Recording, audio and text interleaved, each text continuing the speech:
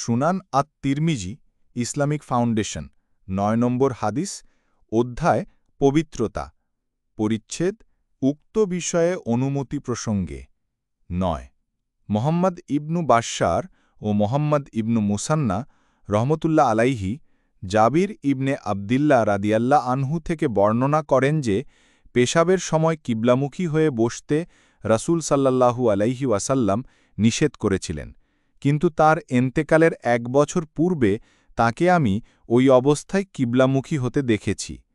ইবনে মাজা ৩২৫ তিরমিজি হাদিস নম্বর ৯ আল মাদানী প্রকাশনী। এই বিষয়ে আবু কাতাদা, আয়েশা, আম্মার রাদিয়াল্লাহু তাআলা আনহু থেকেও হাদিস বর্ণিত রয়েছে। ইমাম তিরমিজি রহমতুল্লাহ আলাইহি বলেন, এই বিষয়ে জাবির রাদিয়াল্লাহু আনহু এর বর্ণিত হাদিসটি হাসান গরীব অর্থাৎ উত্তম তবে অপ্রসিদ্ধ। হাদিসের মান সহিহ।